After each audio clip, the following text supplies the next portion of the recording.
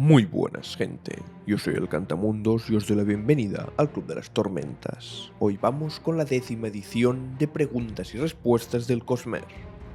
Tal y como funcionan todos los vídeos de esta serie, en lo que a spoilers refiero suelo organizar las preguntas, primero sin spoilers, luego por sagas y finalmente las que tienen spoilers de todo el Cosmer.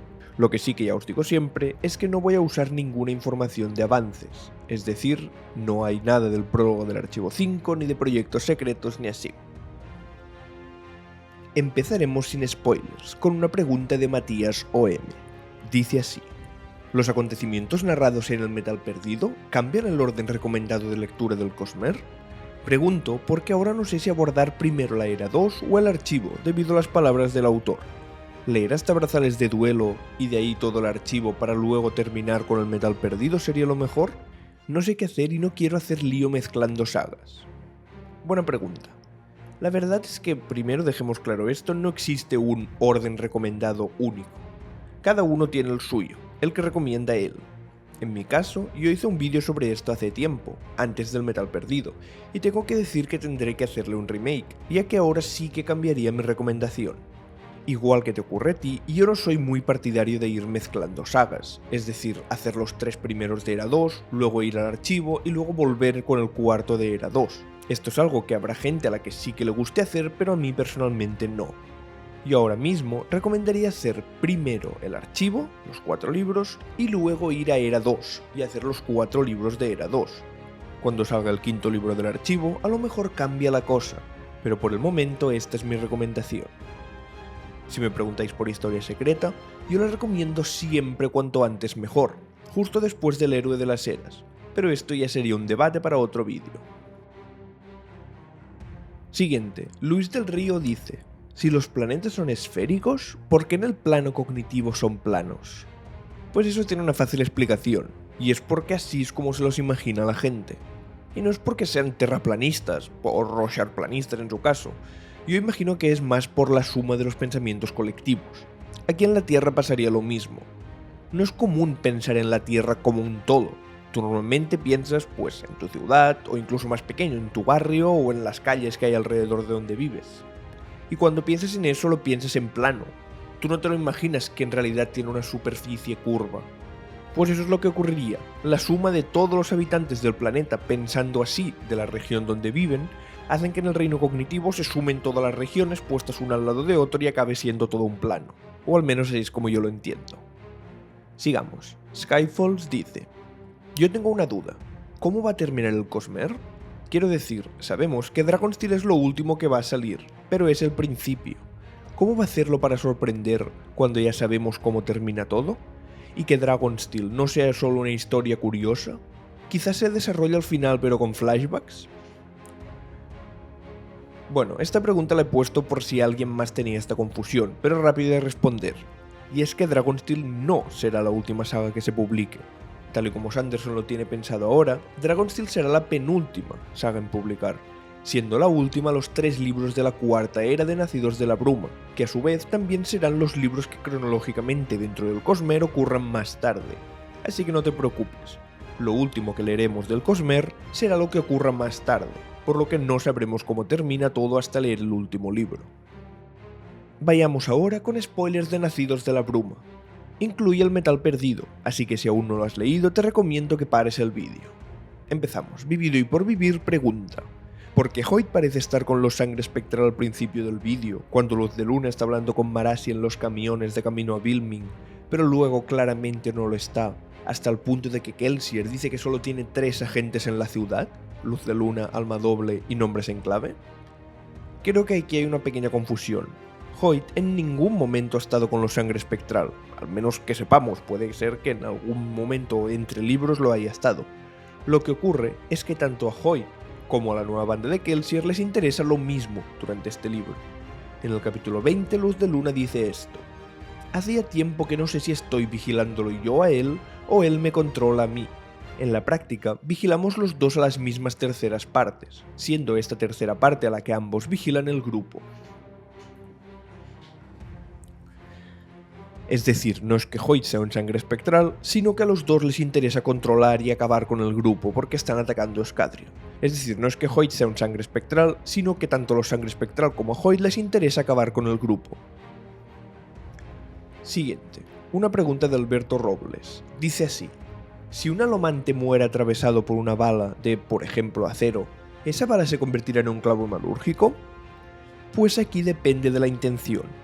La hemalurgia es una manifestación de investidura que se rige mucho por ese atributo espiritual, y para que surja efecto, la persona que va a crear el clavo debe tener intención de crearlo y saber lo que está haciendo, es decir, tiene que saber sobre hemalurgia para hacerlo.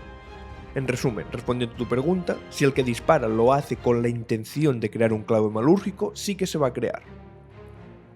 Una cosa similar a esta la vemos con el clavo de fantasma en el héroe de las eras.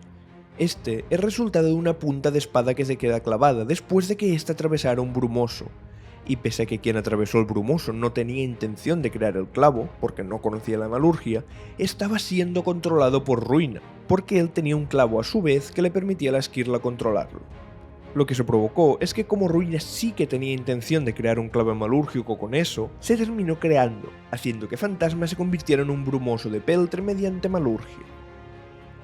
Ahora vamos con spoilers del archivo de las tormentas. Julián D. dice: una duda, ¿en algún lado se explica por qué el vínculo Nael tiene precisamente ese nombre? Me causa curiosidad. Pues la verdad es que sí, está explicado en una Word of Brandon.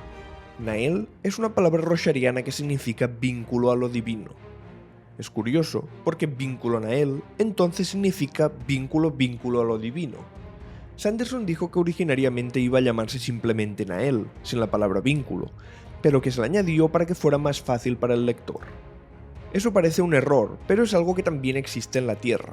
Por ejemplo, la palabra lapso significa porción de tiempo que transcurre entre dos hechos, por lo que lapso de tiempo o lapso temporal es redundante.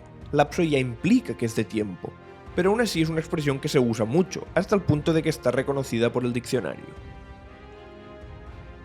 Siguiente pregunta, de Alex, dice así: en Roshar los palíndromos son una muestra de divinidad. Pues, ¿son una muestra de divinidad porque casualmente los 10 humanos a los que Tanabast eligió como heraldos tenían nombres palíndromos? ¿O tenían nombres normales y luego la sociedad se los fue modificando poco a poco? Porque si es la primera es muchísima casualidad, y si es la segunda, no tendría sentido de dónde viene. Pues la realidad es que seguramente sea una mezcla de las dos. Como bien dices, sería muchísima coincidencia que los 10 heraldos tuvieran nombres simétricos, y es que en realidad solo es uno, Kalak, o 4 si usamos el truco de que las H's cuentan como cualquier letra para calcular la simetría: Shalash, Chanarak y Pailia. Los otros 6 tienen nombres adaptados por el boninismo. Por ejemplo, Talenelat es el nombre que le puso la iglesia, pero en realidad se llama simplemente Talenel, que no es simétrico. Imagino que al encontrarse con 4 casos que sí que lo eran, decidieron hacerlo un estándar, y de ahí surgió la creencia que la simetría era divina, y por eso fueron adaptando su cultura a esto. Bueno, llegados hasta aquí, vayamos ya a los spoilers de todo el Cosmere. Malena Wanziroli pregunta: al final de Sombras de Identidad, en el Ars Arcanum, cuando Chris habla de los nacidobles, menciona que esto le llama especial la atención, y que solo fijarse en lo ocurrido en Roshar para ver de qué manera pueden manifestarse. Dos poderes combinados a menudo producen una reacción casi química. ¿A qué se refiere? ¿En Roshar hay un equivalente al nacidoble de Scadrial? La verdad es que no es que haya un equivalente, es que todos los radiantes lo son. Quiero decir, en Roshar, todos los radiantes tienen acceso a 2 potencias a la vez, que por separado tienen sus efectos, pero que al combinarse surgen poderes que no forman parte de ninguna de las 2 potencias. Esto en el Cosmere tiene un nombre y se llama resonancia, que surge al combinar 2 manifestaciones de investidura distintas. En Scadrial, por ejemplo, los nacidobles combinan alomancia y feruquimia, y en Roshar los radiantes, a efectos de la resonancia, cada potencia les cuenta como una manifestación separada. Siguiente. Esta tengo que decir que me suena haberla respondido, pero no sé si fue en un directo o en un preguntas y respuestas, así que la pongo igual. Susana Villarreal pregunta: ¿cómo hace Basher para sobrevivir en Roshar si está lejos de Naucis? ¿Y cómo accede a la investidura de Roshar? ¿Cómo la consume o quema? Pues por lo que sabemos hasta ahora, pese a que en el aliento de los dioses se nos explica que un retornado necesita un suministro semanal de alientos, en realidad no está limitado únicamente a alientos biocromáticos. Lo que necesita el retornado es consumir investidura, que en Nalzi se presenta en forma de alientos, por eso esa creencia. Lo que hace Basher en Roshar es consumir luz tormentosa, algo mucho más fácil de conseguir y que a diferencia de los alientos de Nalthis esta es infinita, ya que se puede renovar cada vez que pasa una alta tormenta, y además la puedes almacenar y llevar fácilmente en esferas. Lo que no sé, por ejemplo, es cuánta luz tormentosa necesita para sobrevivir una semana. No sé si necesita una esfera de luz tormentosa o 500. Eso es todo por hoy. Si tenéis más preguntas, os invito a que las dejéis en los comentarios. Respecto a los directos, esta semana ha acabado el club de lectura de Alex, pero aún así seguirá siendo el lunes. A partir de la semana que viene, ya volverán los directos al domingo. Pues, hasta aquí el vídeo. Si os ha gustado, compartidlo para que cada vez seamos una comunidad más grande. Un saludo y recordad, read and find out, leed y descubrid.